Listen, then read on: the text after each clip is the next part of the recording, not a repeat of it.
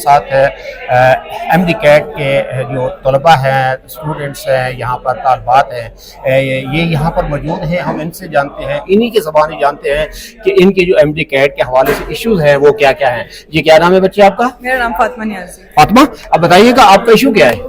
सबसे पहला जो हमारा मुतालबा है वो ये है कि कीज़ की रेक्टिफिकेशन की जाए और सेकंड फेयर चांस दिया जाए। लेवल प्लेइंग फील्ड की बात हो रही है, कोई रिपीटर्स वर्सेस फ्रेशर्स नहीं है।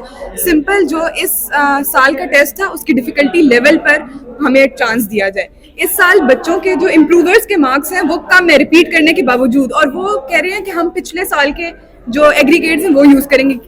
इवन उनने एक साल लगा के भी तैयारी की लेकिन फिर भी उनका एग्रीगेट नहीं बन रहा, तो इट मीन्स कि हमारे साथ ज्यादती है।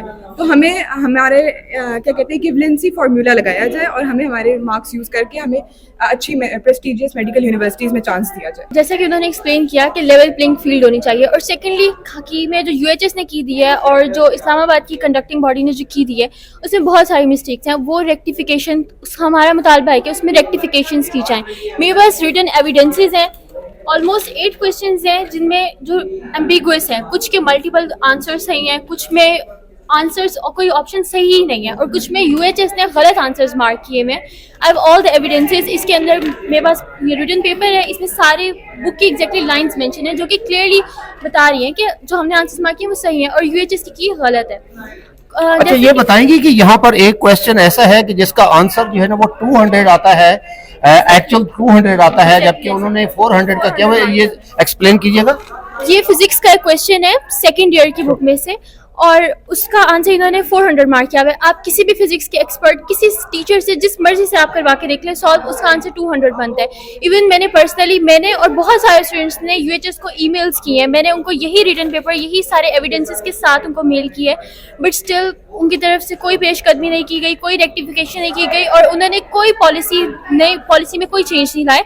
ऑल्दो उन्होंने एडमिशन्स ओपन कर दिए हैं। जस्ट 300 से 400 जो इस साल जिन स्टूडेंट्स ने पेपर दिए, एग्जाम दिए, वो प्रेस्टिजियस मेडिकल यूनिवर्सिटीज़ में एडमिशन ले सकते हैं। अदरवाइज जो मेजॉरिटी है, लाइक 2800 स्टूडेंट्स वो हैं जिन्होंने पिछले साल एग्जाम दिया था, इस साल एग्जाम भी नहीं दिया उन्होंने, और स्टिल वो टॉप रैंक मेडिकल यूनिवर्सिटीज़ के एलिजिबल है। तो सेम है हमारा, बस हमारे 3 ऑब्जेक्टिव्स हैं, उसको पूरा करें। पहली बात तो ये कि की रेक्टिफिकेशन करें, रिलेटिव मार्किंग इंट्रोड्यूस करें, और ये एडमिशन पोर्टल जो इन्होंने खोला है इसको बंद करें फिलहाल, क्योंकि जब तक इक्वालिटी नहीं करेंगे ये लोग तो एडमिशन करने का फ़ायदा नहीं है फिर, और फ्रेशर्स को फिर सीट नहीं मिलेगी, और रिपीटर के साथ भी ये एक तरह से इनजस्टिस होगा।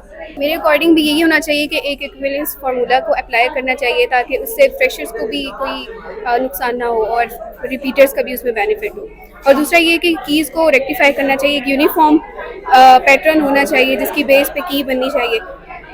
मतलब ये कि यूएचएस के जो हमारी पीटीबी की बुक थी उसके अकॉर्डिंग आंसर्स डिफरेंट बन रहे हैं, लेकिन वही अगर देखा जाए तो डिफरेंट बुक्स के अकॉर्डिंग वो डिफरेंट बन रहे हैं। मतलब एक यूनिफॉर्म की बनानी चाहिए।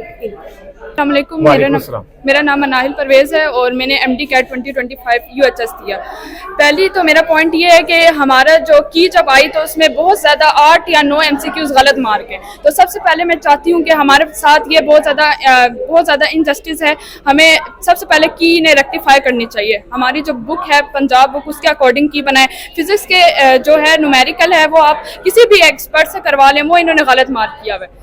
अच्छा, यहाँ ये बताइएगा कि क्या नाम बताया था? मनाहिल।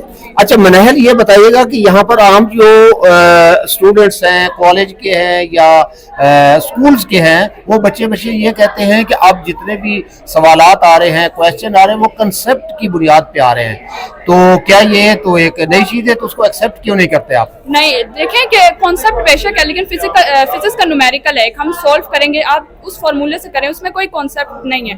फार्मूले से सॉल्व करें, एक आंसर है 200, वो आएगा फार्मूले से आएगा, वो उन्होंने 400 लगाया हुआ है। इसी तरह 2-3 एमसीक्यूज ऐसे जिसके दो ऑप्शन बने लगे हुए, उन्होंने उन 2 में से 1 लगाया हुआ है, तो ये मतलब कुछ गलतियां हैं। अच्छा, एक और चीज है कि अभी बात हो रही थी कि आप यानी कि बलूचिस्तान के जो सिलेबस है, यहाँ पंजाब टेक्स्ट बुक जो है, इससे हट के बलूचिस्तान की टेक्स्ट बुक जो है ना, वहां से क्वेश्चन लिए गए तो है तो पाकिस्तान की। नहीं, देखें कि जब हमने एफएससी पास की तो उन्होंने हम पे ये रिस्ट्रिक्शन लगाई कि हम पंजाब का जो मतलब पंजाब का डोमिसाइल है वो पंजाब की ही पेपर देंगे और उन्हें पंजाब का सिलेबस पढ़ना पड़ेगा।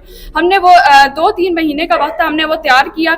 अब जब एमसीक्यूज आया तो हमने उस बुक से ही हमने कहा कि जब डोमिसाइल रिस्ट्रिक्शन लगी है तो हमने यूएचएस की बुक को फॉलो करना है। तो हमने वो फिर जो एमसीक्यूज है कि बायो का है वो हमने बुक लाइन को फॉलो किया, लेकिन जब की आई तो उन्होंने बलोचिस्तान की बुक से लगाया। अच्छा मनहल बताइएगा कि ये सब का जो है आपका पंजाब का डोमिसाइल है, गिलगित बल्तिस्तान का है या कश्मीर का है, ये तीनों एक ही है या ये डिफरेंट है? नहीं, पंजाब वाले यूएचएस देते हैं और जो बाकी है वो सजैम्पू का पेपर देते हैं, उनमें भी गलती है। जी बिल्कुल ठीक है। अभी आप सुन रहे थे कि यहाँ पर तालिबात का कहना है कि हमें जो है जो सिलेबस हमें पढ़ाया जाता है, जिस बुक से हमें पढ़ाया जाता है उन्हीं बुक्स में से क्वेश्चन आने चाहिए, ना कि पंजाब की अगर पंजाब टेक्स्ट बुक है उसका हम स्टडी करते हैं, पढ़ते हैं और जब एग्जाम का वक्त आए और हमें बलूचिस्तान की टेक्स्ट बुक से क्वेश्चन दिया जाए तो ये हमारे साथ सरासर नाइंसाफी है। हमें इंसाफ फराहम किया जाए। मुजफ्फर भट्टी, मान टीवी, रावलपिंडी।